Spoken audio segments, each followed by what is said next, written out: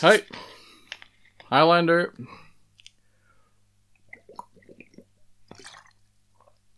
Risking death by melting by making this video. It's like the third day of the heat wave here in Europe. I think today is 38 or 37 degrees Celsius.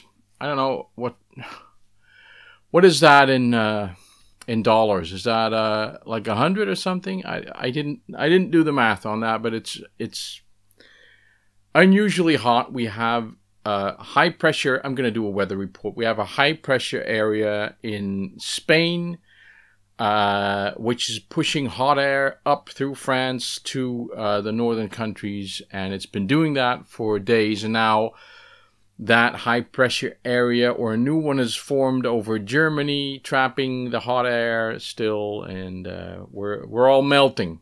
Basically, is the idea. I tried playing a game in here yesterday, and the sweat was just running off my body everywhere. So it's crazy. So I'm sorry for the partial nudity here, but I couldn't be bothered wearing a normal shirt.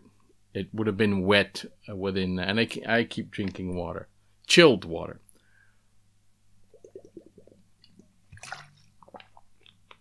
Anyway, I did a scripted video, which I really liked doing. I've tried them before, and what I do is I start writing, but the writing is shit. So I mean, it's too embellished. It's too much.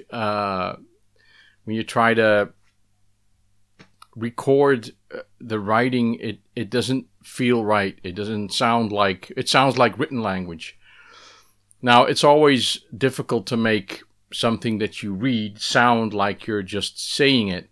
But I'm pretty happy with the last result. I just wrote something. I just did some gameplay, and then while editing, I threw it together. But there was a really good story there, I thought, that I wanted to tell, and well, I was very happy with the result. It was a very short video, but I was so happy that I'm making another one. And I'm not going to say which game it is about yet, but I'm sure that it's, I mean, it's a pretty obscure game, and I'm sure that I'm going to surprise some people, or at least, you know, teach some people about a new game that they hadn't heard before, or heard of before. So, but I'm going to do that after the heat wave and after the holiday, because we're leaving on a holiday on Sunday. I'll be out to France for 2 weeks, so I briefly considered making the video today, but you know, it's just too warm. I thought, let's just do a pickup video, because I've got some stuff that I wanted to talk about. It's a bit eclectic. It's a bit of everything, but it is all gaming related. Oh yeah, oh yeah. So let's just do the pickup video. I'd like to talk about NASA celebrating the Apollo missions and putting a man on the moon. But I've been irritated by some, you know, it's just a sign of the times, like arguing with scientific facts, and people that you would normally think are pretty sane, all of a sudden are saying, oh, we never went to the moon. It's just such a, I don't agree. I found a little video, or someone posted a video about a filmmaker who says, well, all of the arguments that people who argue against the moon landings give, they always come down to the same 4 or 5 things. You know, we should be able to see the stars. We shouldn't be able to see stuff that's in the shadow because there's only one source of light. And it's all blatant simplifications of nature. The flag is moving, but there's no wind, so the flag can't be moving. Well, if you think that wind is the only thing in nature that can move something, then, you know, you need to rethink and think a little deeper. And what would happen if you put a flag on the moon? What if any force touches that pole, that flag is going to move. And it's not going to move with wind, but it's going to flap. It's going to do something. The light, there's only one single source of light. Yes, but, light reflects. Do you really think that the moon that we see at night is its own light? No, it's reflected light. And sunlight reflects off everything. So, a ton of things. But this filmmaker says, there's one thing that nobody can explain with their anti-moon landing crap, and that is the slow-mo. Right? You see short clips, but in actual fact, in 1965 or 69, I can't remember the year, we saw hours and hours of these astronauts prancing around on the moon in that slow motion, and they said, "Oh, they just did a slow-mo." And this filmmaker says, "Well, that's impossible. We weren't able to make slow-mo in that time for that long. The technology just didn't exist. We couldn't do it." So, and he goes into the technology that was available if they wanted to do it, and it was only, good for like 90 seconds, but we had hours and hours and hours of the shit. And, the thing is, and this is the same thing, if I got into a discussion with someone who said, I believe the earth is flat, the point is that he or she and I don't possess the capability of proving beyond the shadow of a doubt, let's coin that phrase, that the earth is a globe. I can't do it. I have a hard time proving that this is a circle. Prove it's a circle. It's difficult. Maybe it's impossible. You have to be a mathematician. But there's these people who enjoy this fact, who enjoy seeing that people who believe in something but are unable to prove it scientifically on the spot, and they go, gotcha. That's all they're after. So best thing is to just ignore the stupidity. You go about your day, say what you want, fool. Why is it so hard to accept that we were on the moon? Why do you have to? Why?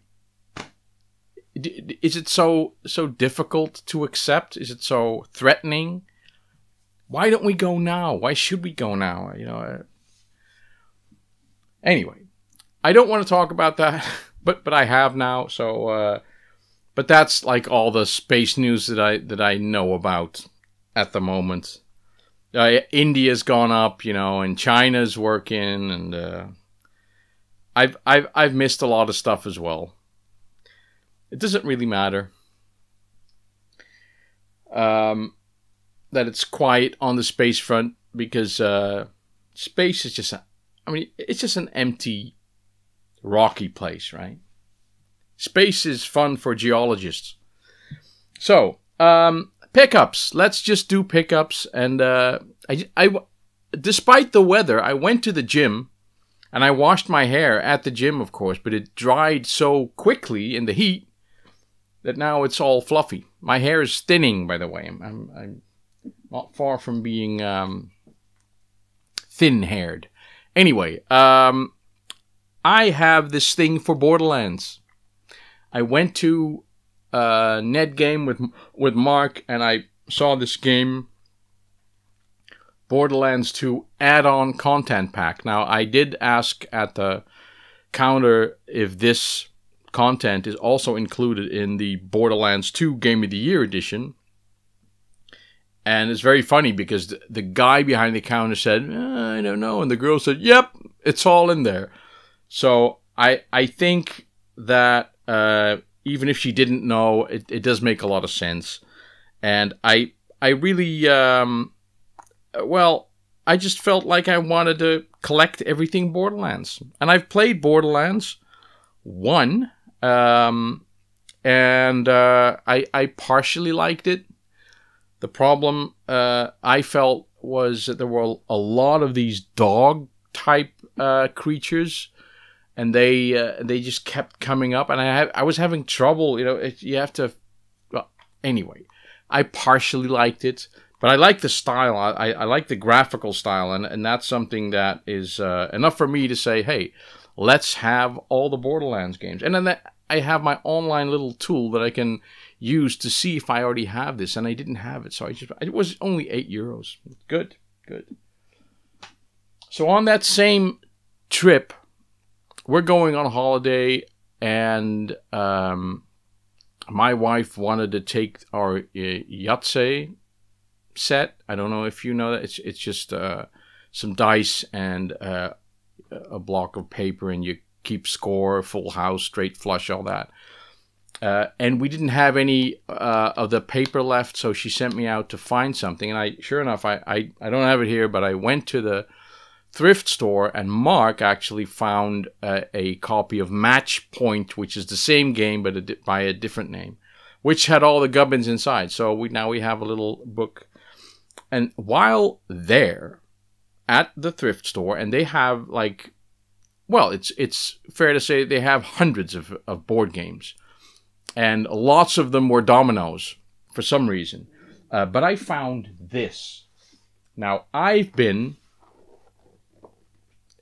Do any of you know this? Stratego? What do you call it? I don't know. It's that game where you have like the blue set and the red set, and you have to place the flag and the bombs around it, and you have captains and sergeants and generals and all that, and you have to like take out the enemy one by one. And if your piece is ranked higher than the enemies, then you win or they win. And there are mines and there are miners and all. Well, I loved this game. It was simple. It was short. It was easy to understand. And I have 2 copies of this game because I have 3 copies of the game. I wanted it, and all I could find was a modern edition. Then my friend said, "Oh, we have our old set that you can have," but her parents doubted whether she should have it, i.e. me, this guy, or her brother. So while they were doubting, I bought another set. That's 2. And then I saw their parents, and they said, "Oh, he doesn't want it. You can have it." So I had 3. But they are in a blue box, and this is in a gold box. And I took this. I couldn't open it because it was taped. As you can see here, they put sellotape on it. Asshole thrift store companies, I cannot remove this without ripping apart the box. Asshole thrift store companies with their cheap-ass fucking sellotape. So you can't look in the box to prevent people from stealing bits. Okay, well, I get it. So I bought this, and I opened it on the counter and checked it, and I saw that everything was there. And then I took it to Mark's place, and Mark looked it up and said, "Hey, this is a special one because this is a 1960s early first edition of the game." Now, it's missing something, so all the sellotaping was good for nothing. But look, it looks like really cool. Those pieces are actually something. Oh, because this is what you put your pieces on. Like when you take them out, they're little wooden guys, so they have trouble standing up. The later sets have different shaped pieces, but it has like the pretty background one. This is an original 1960. It comes with a manual even. It's under here in several languages, which I'm trying to get out now. It comes with a little manual. The only thing is that the plastic on the blue is broken, and the red still has plastic on it. So, but this is an original 1960s. Wow, and it survived all that time, and it cost like $3.95. So in all that domino jungle, I found an original 1960s Stratego. And I'm sure there's a whole community of board game nerds out there. would probably lose their shit over this. And well, I'm keeping my shit, but I'm storing this with the other two blue versions. And now the blue versions, they have like the round plastic pieces that stay up better. Mark said this is another kind that I don't have, but I'm not going to collect the full set or anything. But I thought this was pretty cool. Now, also, our friend John Ferguson, also known as the Stig, also known as Johnny Baretoes, also known as Little Irish Camper, he posted on Facebook something, and he said, I bought Tobin's Spirit Guide. Now, I thought, damn, I gotta have that. I love Ghostbusters. I've seen the original movie. I bought this from a guy online, and I've never come across someone so talkative on an online sales auction site. He was asking me questions, and he was talking about what he liked about the movies and all that. The thing is, at first glance, I thought, because if you look inside, it even says on the cover, it's a hardcover book. It's got a little Ghostbuster sleeve, but it says it's written by Ray Stantz, Dr. Egon Spengler, and Eric Burnham. I don't know who Eric Burnham is, but that's like the actual author of this book. Ray Stantz and Egon Spengler are characters from the Ghostbusters movie, but I thought that can't be. They didn't write Tobin's Spirit Guide. They mentioned Tobin's Spirit Guide when they're in prison after that guy Walter Peck comes and blows up the containment system, and they get arrested and they're in jail. And then they talk about what they can do because they figured out like the weird properties of the apartment building that Dana lives in. And Egon mentions Tobin's Spirit Guide. So Tobin's Spirit Guide is a guide that already exists in the lore, in the movie. So they didn't write it. But it says in the foreword, I think, of this book... yeah, I thought I was gonna write it. Gonna read it out loud. I read it somewhere. Well, anyway, it says here like, oh, the original Tobin Spirit Guide is like a 35-pound book, and they decided to write a little excerpt or a little thing, but it just has like illustrations. It rather looks, it reminds me of the illustrations that you find in old superhero comics. And it has a little blurb about the spirits. It's not actually a good read or anything, but I just thought, you know, if you love Ghostbusters that much, you gotta have a Tobin Spirit Guide in the house. I just love that. And I contacted, I offered 10 euros for the book, and the guy didn't respond. So I thought, well, he must not appreciate my lowball offer. And then the ad was just ended, and it looked like it had just ended because it had been on too long. So I kind of forgot about it. But he contacted me. I'm okay with your offer, and then he started. Yeah, I said, okay, I'll how do you want it shipped? And then he showed me a picture of the book on a scale to show me how much it weighed. And then he said, well, you have this option and that option and this option and that option. Like long stories and pictures and everything just to get to the shipping phase of the story. So I think I paid twice as much to get it shipped, but he did it in a nice little bubble wrap in a box and everything, so it arrived here very well. And then I'm in the habit of after something's arrived to notify the seller that it's arrived okay and everything. So most sellers appreciate that. But for this guy, of course, why do you like Ghostbusters so much? So we got into a little conversation, and the answers started getting shorter and shorter. So eventually he figured out that I wasn't interested in making a new friend or anything. But I appreciate his taking care of the goods so well. Now, for the last thing, I've been looking for, and I've mentioned this on several videos, although I wouldn't know which ones. I'll give a freebie to the person who lists all of the videos that I mentioned this next item in.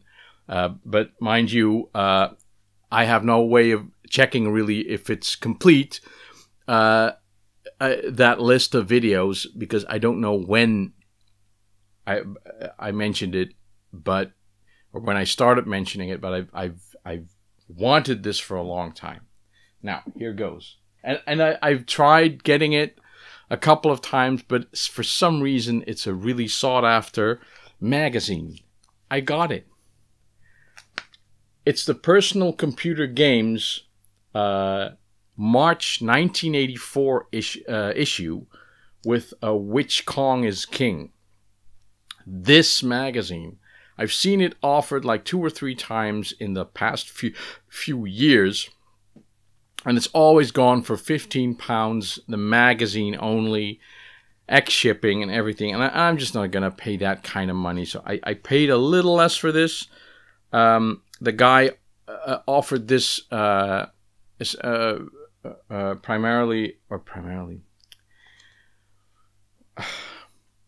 what's the word? At first, he offered it in a set, like 6 or 7 magazines.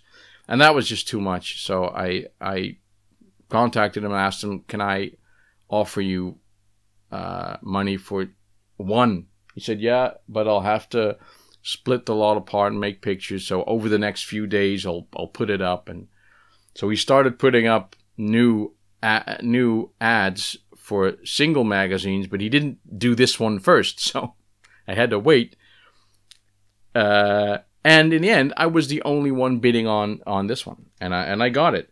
Now, what is cool about this is 2 things. One, it has a column by Jeff Minter, How to Write Brilliant Games, which is basically a column about everything about writing a game, from the technical stuff to the packing and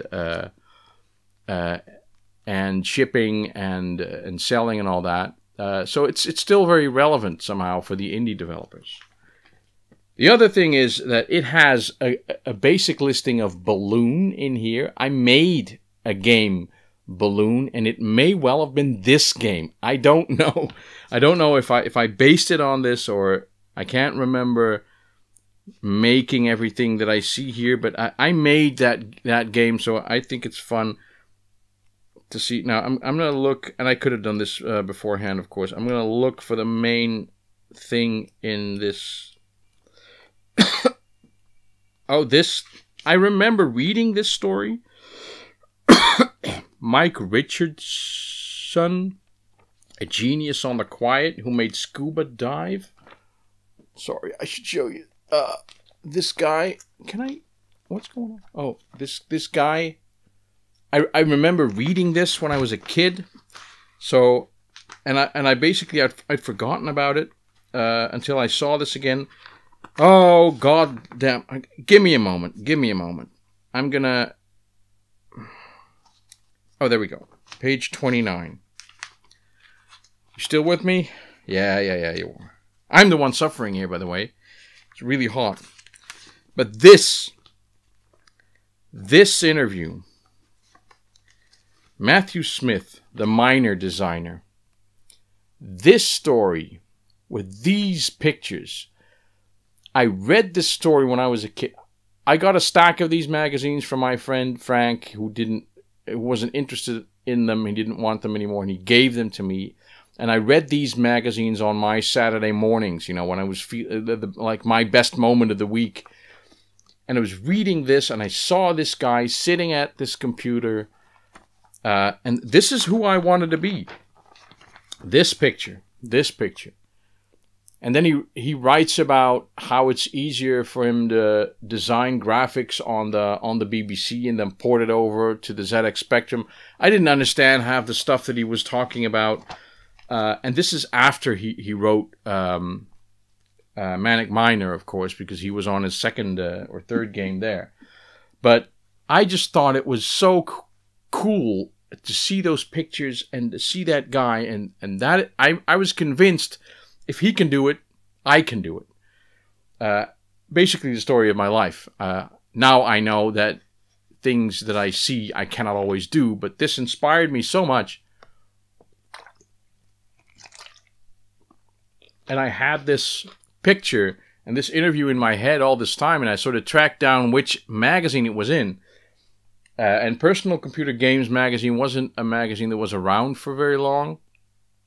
And I think it turned, or the writers went to Zap 64 in the end, or something like that. I don't really know the history, but this, I don't care much for magazines, but this magazine, it was so nostalgic for me, I had to have it. And now I have it.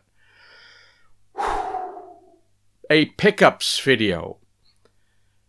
Pickups, like the plural of pickup. Pickups, you just add an S. It's very simple. The English language, that's one of the things I liked. In my language, when I want to make something a plural, if it has like a vowel at the end, I have to think, like, when do I add an apostrophe and then the S, and when can I just add an S? It's a thinking game. I have to think every time. And in English, it's so simple. You can just add an S to anything that you want to make plural. It's easy. It's easy. Then why? I don't understand why people who make spelling mistakes all the time, people who can't discern there from there, or we're from we're. If you make spelling mistakes, it's fine, but at least make them to your own advantage. Make them so that it's simpler. And mostly when people make spelling mistakes, they have to write there like T-H-E-I-R, but they'll write there like T-H-E-R-E because, you know, simpler. But why? Lately, I've been seeing so many people, native English speakers, who are adding apostrophes to making words plural. They'll write pickup, apostrophe S, pickups. No! No! You had such a simple language. If you're so dumb that you have to make spelling mistakes, at least make spelling mistakes that make your life easier, not harder. You're dumb! I hate that. Just don't make spelling mistakes. It's stupid. Anyway. I'm sweating profusely. I'm sorry. I shouldn't get angry. It's not good.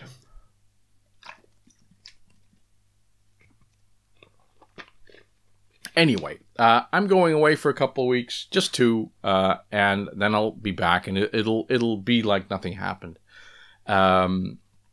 So have a nice summer holiday wherever you are, or winter holiday if you're on the bottom side of the globe. And thanks for watching, and I will see you next time. Bye bye.